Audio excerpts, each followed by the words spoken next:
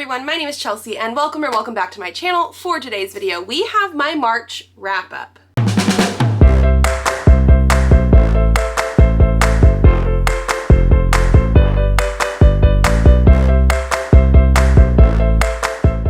So I'm gonna let you guys know right now I'm not gonna do a separate March book haul because I didn't really buy many things in March after I went to Comic-Con. I have a whole Comic-Con book haul that I will leave linked down below in case you want to see that, where I bought like, what was it, 30 something books, like too many things. But I was really good the rest of the month. So there will not be another book haul coming up. We'll just like skip right into April after that. But I wanted to mention that because usually I try to get these videos, my wrap up and my haul, done around the same time and then posted back to back. So we're just gonna be doing the stats and wrap up today. And let's jump into that because I'm actually pretty happy with what we have going on here. I do feel like my reading was not as good in March. And this is because I was playing video games. We will have my first like quarterly wrap up for video games coming up soon because of the fact that we've gone through 3 months of 2025 already, which is crazy to me. It does not feel like we should have done that. But at the same time, the months have actually felt super long as well. Like we shouldn't be in April already, but at the same time, I feel like we're in August. Like it's just crazy time-wise. But we actually did better this month than we did in February. Like I'm very happy with it. It did not feel like we were doing amazing during the month, but then when like I actually look at my stats, which we will do in just a second, I feel like I did really well. So for example, we're gonna get into the stats. I read 12 books in March.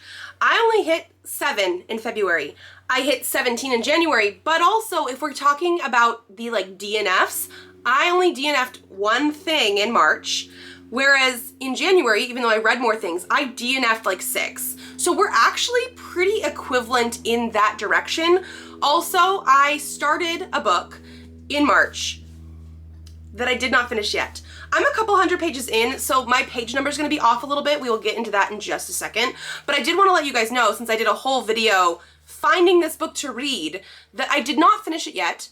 It's my next read that I'm going to finish, but I do think it actually kickstarted that reading journey again. So even though I did not finish this one, and that was sort of the goal of that video that I did, it made me want to read everything else that I had like ongoing because I had other books ongoing. So this will actually end up getting reviewed in April. I'm loving it so far, spoiler, but yeah, that one did not get put into the stats, but I am reading it. So ultimately, 12 books, great. Going into the page number, it also went up from February to March. And like I said, my page number is a little bit off because of the fact that I did not finish that book yet. But I read 2,121 pages. So I hit the minimum basically of what I would like to do every month. My main page number goal is usually about 2,000 pages every single month. Did not hit that exactly in February, but I did hit it this month. So I'm very happy about that.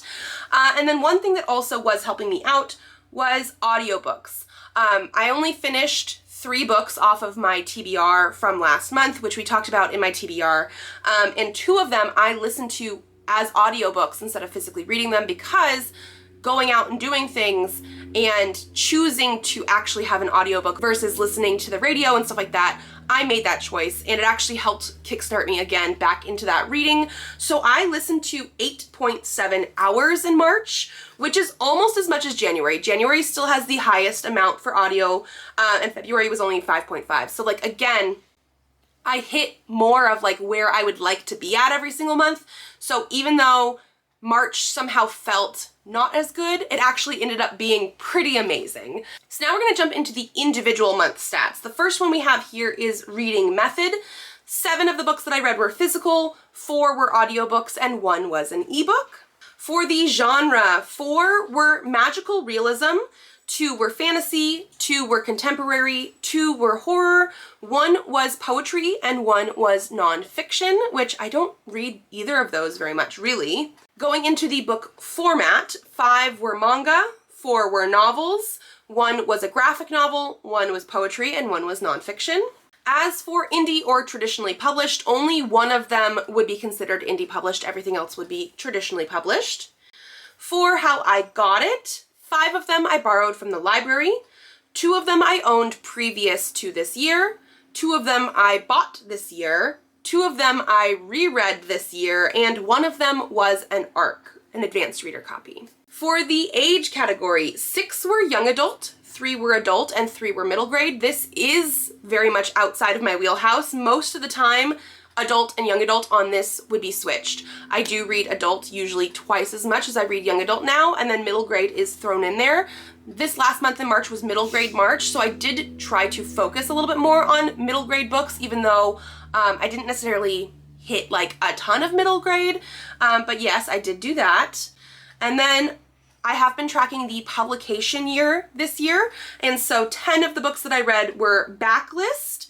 1 was published in 2025 and 1 was published in 2024. Most of the books that I read are going to end up being backlist. I'm only tracking 2025, 2024, and 2023 as individual years. So for me and my stats, anything from 2022 and later is going to be backlist, although I will have a classics category as well for anything that I feel like could be a classic or a more modern classic, even if it's not like super old, but I don't read those very often.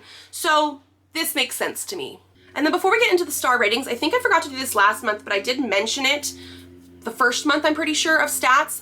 I'm going to be tracking where the author is from as well, just because I think that's an interesting stat, and I like the fact that I can get a map on here. I did end up stealing this from Allie from With Allie. I will leave her channel and stuff linked down below. She has a bunch of different spreadsheets that I actually paid for. I think it was Etsy or whatever, and then you get the downloads for them. And then I took the pieces that I wanted and incorporated them into my current spreadsheet. So this was one of them. And so for the month of March, 4 people are from the United States, 2 were from Japan, 1 was from Ireland, and 1 was from India. I just think that stat is very intriguing, and I only track per author, not per book. As you will see, I actually read more books than the number that the author is here, and it's because one of the series that I read was a manga. They're an author from Japan, obviously, but I didn't count it 4 times for the 4 books I read. I only counted them once. So I just think that's very intriguing, and I want to remember to tell you guys every single month. And then the last stat that we have is actually the star rating. So far, I think this is the highest average rating I have had for a month because like I said, January had a lot of DNFs. I still had some DNFs in February, and also just didn't have a lot of like really good reads or even a lot of reads, so those DNFs counted for a lot more. Whereas this month I'm at a 3.5 average, which is actually pretty good.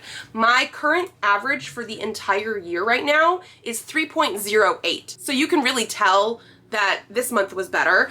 Let's get into the actual numbers. I did have that 1 DNF, which on my spreadsheet is a 1 star, even if I didn't actually rate it a 1 star on like Goodreads or anything like that. I also had 1 2.5 star, 2 3 stars, 2 3.5 stars, 4 4 stars, 1 4.5 star, and 1 5-star read. So again, still having a wide variety of ratings. They're not as high as I would like, but when you really consider that I had 6 books 4-star or higher, which is like these were really good, I'm happy with that. I'm okay with that. So those are the stats that we have here, and we are gonna jump into the books that I read for the month. We're gonna start with my DNF and then move to my favorite book of the month. So my DNF was Model Home by Rivers Solomon. So now I was going to be attempting to do a booktuber's favorite vlog, and again, the last couple months have just not really felt like my reading months, even though we already went over this month was actually pretty good. And so I just really got behind on vlogging and everything like that. The kids were also sick near the end of the month, and so while I did start this, I don't think I'm going to be going through with it. This was a favorite from Olivia Savannah from Olivia's Catastrophe, and I already knew going into it that like some people loved this book, some people hated this book, and I was very curious because I've read 2 other Rivers Solomon books. I absolutely loved The Deep, one of my favorites, and then I also read An Unkindness of Ghosts, and I gave it 3 stars. It was just okay for me. It wasn't like something that really got me, but it does for other people. So I knew going into this that I was sort of trying this author for a 3rd time. I feel like everything that I've read has been very different. Like The Deep is very much a darker fantasy, but it's very much into like the origin story of these sort of mermaid-like creatures, dealing a lot with like racism and things and like how they evolved into that, and I just really, really loved that. And Unkindness of Ghosts is more sci-fi, and again, it just had some stuff in it that I wasn't too sure about. Didn't really like the way that certain things played out, but I liked the way that they had these sort of like gender system and sort of queer normative way that that world worked. Like, it was very intriguing. And then Model Home is more horror, and it's dealing with familial trauma and racism and things like that. And I got 36% of the way into this one. I did listen to it on audiobook. I borrowed it from my library, and I just don't think it's for me. I liked that our main character is going to be going back home and figuring out the family sort of situation. We do find out, and this is part of the summary, that their parents have been like killed. And we have to figure out if it's because this home that they used to live in, their childhood home, was sort of like haunted in a way, or if there's something else going on that maybe is not paranormal sort of thing. And it's gonna be like focusing on siblings and like them having grown up together and then like sort of split apart a little bit. We also have our main character being a single parent to a teenager who has type 1 diabetes. And I think the parent also has bipolar disorder. There's like other things that are going on. Like, I really liked the different representation and disabilities and different gender sort of systems that we have for the different people that we're gonna be following. But it was very graphic in the sexual nature and in a way that wasn't like a positive sexual experience. And I have found that I can take or leave the different sort of like sexy times that like romance books have. But as soon as we dive into the more, like, it wasn't even exactly sexual assault, although it could definitely have lent that way. I do not like when we come at those sort of like physical acts in a very like gross, nitty-gritty, dark place, and that is 100% where we were when I DNF'd. Like, we were already leaning into that a little bit, and I just was like, I can't do that more. So I don't think it would be like a trigger warning, maybe a content warning for some people. Like, it's not something that is like a trigger for me because I don't really have those, but it is something that I personally don't like when it happens and I don't want to read about. And so while I was a little bit curious about this, I didn't connect to any characters 100% at that point yet. I wasn't like invested in the story yet. And so when that kind of stuff happened, I was like, you know what, I just don't think this one is for me. And I think it was because out of all the River Solomon books that I've read, this was more a horror story, and it's just not the type of horror I would want to read. Now we're going to be going into my 2.5 star, and actually it's part of the manga series that I was reading. So I'm going to be talking about all 4 books at once. I will tell you my individual ratings for every single one, and then we'll get into like the actual story. So for the first 2 volumes in this series, this is Star-Crossed by Junko. I owned these, and these were my rereads. I have volume 1 and volume 2. I think previous to this year, I gave them 4 stars. Upon reread, I decided to give them 3.5 stars each. And then I did give volume 3 my 2.5 star rating, which normally I would DNF the series and just not continue. However, volume 4 was the last volume. I had already borrowed it from the library. I did read it and I gave it a 3 star. So basically the whole premise of this series here is that he is part of a pop idol group and she is his like biggest #1 fan.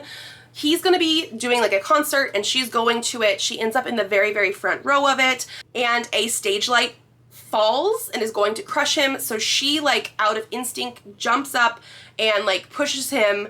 I was gonna say out of the way, except for it's not out of the way, and they both end up getting crushed and dying. And they go up and God is like, you were not actually supposed to die. Go back down. Nobody else knows that they were supposed to die. I guess they like paused time or something. And then because of that, they now switch bodies sometimes. Sometimes they just switch. And they don't really know the reason why. And then throughout the series, we do figure out like what's happening and things like that. I thought it was an interesting concept, and I remember mostly liking the first 2 books when I read them. Like I said before, I gave them 4 stars. This time I gave them 3.5. part of this, and the part of the reason that I think it gets a little bit muddied near the back, like the third book and stuff like that, is there is a lot of, oh, he is in the girl's body and she is in his body, and now we need to go to the bathroom and take a shower. And this is supposed to be more of like a teenage, like it does say older teen, 16 plus, but there's a lot of like, they use it for a joke of the whole, oh no, she's gonna have to touch the penis. And it's like, they don't actually like get into that, but there's so much of that like joking around with that nature and the way that the drawing style is. So he's like in her body and she's in his body, and he's very like, don't touch me. So he in her body washes his body. I can't even like explain it right. And it's just like the way that the situation was. Like I would almost prefer they sort of glossed over it, because like we've seen other books and movies and things where like somehow something happens where people switch bodies, and like sometimes, yes, like people probably seen that like original Scooby-Doo movie with like Sarah Michelle Gellar and Freddie Prinze Jr. and Matthew Lillard and stuff, where they switch bodies and like they're like, ooh, boobies. But like that was the joke. That was it. There was nothing like extra to it. And I just feel like this sometimes crossed into that. We do also have a side character who I'm going to say is gay. Very much is a guy having feelings for one of the guys that is in here as well. And because of that, we do have a little bit of like a dubious consent situation with nothing too crazy, just like a kiss that nobody consented to. But I do like the appreciation of having an LGBTQ character in here, because we don't get that a lot in manga sometimes, unless it's like an actual, this is an LGBTQ story. But because of that inclusion and because of the whole body switching thing, book 3 got very like uncomfortable in a way. Like I just sort of wished we had gotten over some of those things that I had mentioned previously, because we were 3 books into the story by then. And then book 4 was fine. I was okay with the way that it ended. I do think it could have been fleshed out a little bit more, but it wasn't like anything too bad. I am going to eventually be getting rid of my books 1 and 2 because I don't want to keep them anymore. Like I'm not going to reread this ever. I don't think it was necessarily a horrible series. It just had some very uncomfortable moments. So that's my rating overall. If I had to rate everything overall, I'd say maybe like a 3. Speaking of 3 stars, I had one other 3-star that we need to mention, and that is going to be Release by Patrick Ness. I have read quite a few older books than this of Patrick Ness and have really enjoyed them. Like I really liked the Knife of Never Letting Go series. I really liked More Than This. I really liked A Monster Calls. This one, I don't know, felt more contemporary more than anything else. I did listen to this on audio, and basically we are following a boy who is gay and having to deal with the fact that like one of his previous boyfriends who has broken up with him is going to be moving out of town, and he's having some like sexual harassment going on with his boss from work. Like this is a very hard topic sort of book. And then we also have a side plot of a ghost inhabiting a teen's body who had previously been murdered. And I was more interested in that. And that was only like little snippets after every other big chapter that we had in here. And I wish that would have been more of the actual focus of the story, because it didn't really seem like it actually had anything to do with the other characters in the story, like at all. And then this is very much one of those teen stories that is about discovering yourself and figuring things out, and it is very sexual. These characters are always talking about having sex and things like that with other teenagers and figuring things out, their sexuality and whatnot. We have lots of characters in here who aren't just like gay, it's just like queer and LGBTQ, but it was very uncomfortable for me to read and listen to as a 35-year-old woman who is almost 20 years older than these kids, where most of this story was just sexual and sexual harassment and things that were very, again, very uncomfortable. And that's sort of a theme, I guess, for me. I'm okay with sex sometimes, but like as soon as it gets to an uncomfortable place, I'm out. So I do want to say that I did finish it. It was a very short sort of audiobook for what this was. It was just not my thing.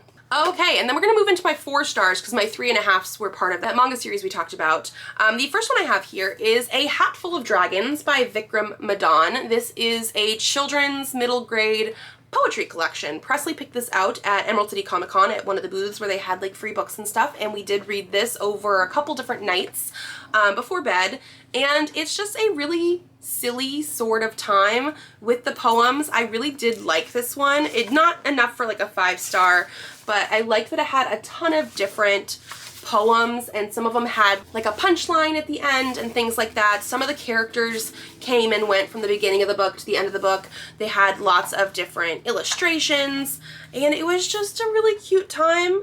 And because I don't read a bunch of poems and things like that, and I do read middle grade, it was middle grade March, I did decide to rate this and put it on Goodreads and Storygraph and tell you guys. So yeah, 4 stars, very, very solid.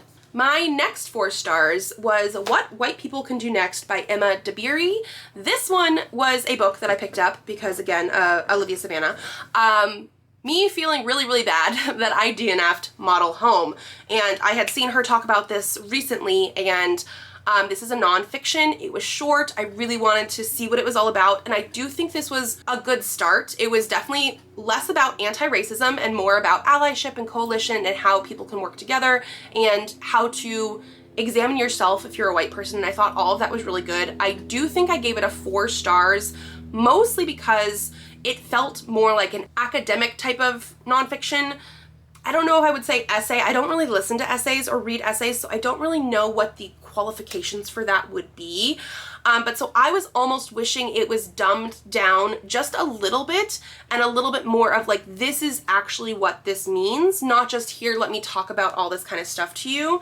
And then one other thing was, because it was so short, it was only like 176 pages, our author is Black Irish and has lived in the UK and some in the United States. And so this was something that jumped back and forth a lot between here is what racism means and things like that in the United States, and here's what racism means in the UK.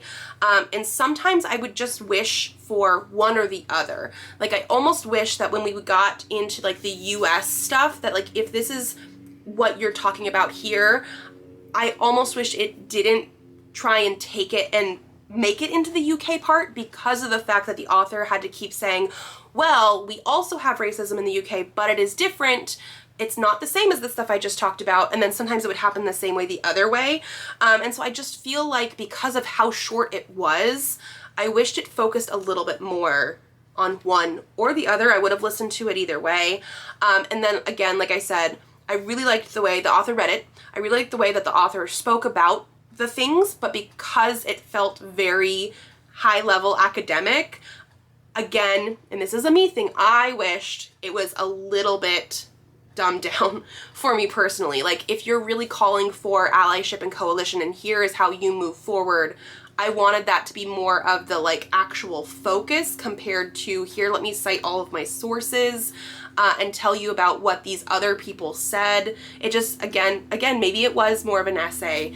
But yeah, so based on the fact that it was supposed to be one thing, I just had a little bit of an issue. Not very much. I still give it a very solid 4 star. It was just, there was a couple things that I couldn't quite give it a 5 based on the fact that it was supposed to be about allyship and coalition and what to do next. So my next 4 star was the arc that I read, which is Snow White and the Dragon, or Sleeping Beauty and the Seven Dwarfs by Kim Bussing. This is the second book in the Princess Swap series, which I gave the first book 5 stars. I absolutely loved that one because we took Cinderella and Belle and basically took their fairy tales and made them their own. Like, they got switched and then they made it a whole new thing. This one, I think I did have a little bit of expectations going in because of the fact that I read the first one. I do think there's a little bit of cameos and things from book 1 to book 2, so you probably should read them in order. But I do feel like the whole switch thing about the different princesses was not as prevalent in the whole, like, Cinderella and Belle got switched and then Belle ended up in the Cinderella storyline and Cinderella ended up in the Beauty and the Beast storyline. This was, they merged a little bit more. We did still have some like tropes and things that I would say like, oh, Snow White typically has, you know, can sing to birds and things like that. We did have those still. We did have some like little like, oh, there's a dragon and there's an apple and, you know, things like that, but they weren't as prevalent in the storylines as I feel like the previous book was. So again, the 4-star I think is mostly me having preconceived notions of what this book was going into it. But besides that, I really liked the characters. I did really like the storyline. There is a 3rd book gonna come out in this series, I think like October or November. I'm still very excited for that one. So it is a fun middle grade fantasy with the fairy tale princesses that get twisted up and turned on their head. I just didn't quite like it as much as the first one. Moving into another 4-star, another middle grade. I had Small Spaces by Catherine Arden. So this is a middle grade horror following our main character of Ollie. I did listen to this on audio. It was a very good audio. And it was just a really quick middle grade horror. Very like good, solid, nothing to like push it into a 5-star for me personally, because I do feel like it could have been slightly more horror. Like I almost feel like they had the horror elements and it just didn't quite get to that. It was a little bit more mystery type of feeling, but I still really liked the characters. I liked the sort of like friendship aspect that they pulled into here because again, it's a middle grade story, and I do think this is a good one to maybe start a middle grader into horror because it wasn't like as much as I thought they were going to. Like I have read the Cassidy Blake series by V.E. Schwab, which is middle grade paranormal horror, and it actually does have some like horrific stuff going on in there. This didn't quite hit that for me, but I do definitely want to continue in this series. I did think it was really fun. Like I did like it. I thought it was a little bit predictable, but I think that again is because I'm in my 30s, but I did really like it still. So very good, solid 4 stars. Okay, moving into my 4.5 stars, I have The Substitutes, Chapter 1 by Maisha Haynes. I picked this one up at Emerald City Comic Con, and I actually picked up Chapter 2 as well. I was intending to read Chapter 2, but it's not on Goodreads or Storygraph or anything right now, and so I would have to like read it and put it in or put it in my spreadsheet and potentially forget about it, and I didn't want to do that. So I do definitely want to continue in this because it's a very short comic, but I absolutely love the art style. I love what this illustrator, artist, author has been doing. Like I really do like this one, and this is like the introduction to what this story is going to be about. It's about 3 roommates who end up accidentally getting sucked into like this portal fantasy world type of thing and accidentally stealing the powerful relics that like these guys were supposed to be going after, and that's sort of where we get to. So a 4.5 star because I really like the art style, I really like the premise, and it's a great setup.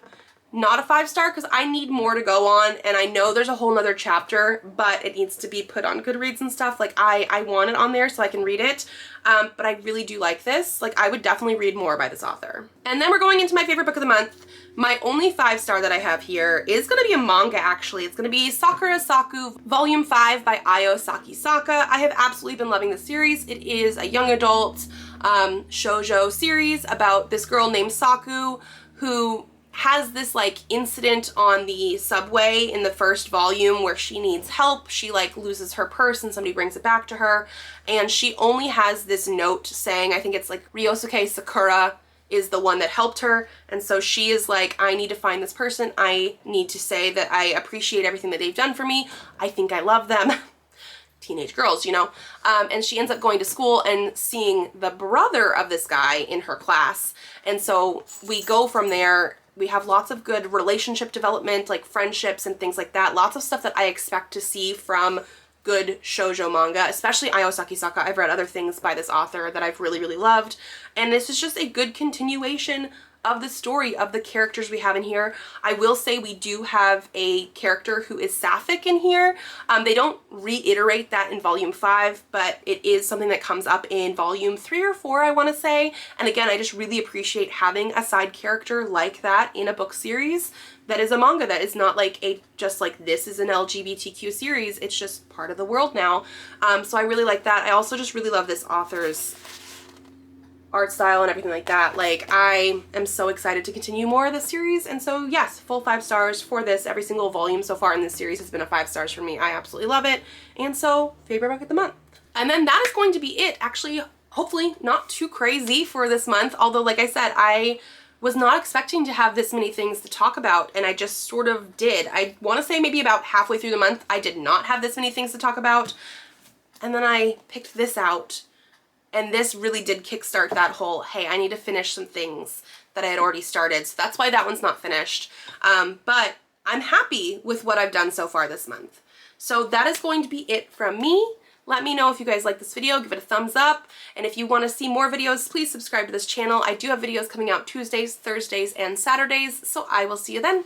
Bye.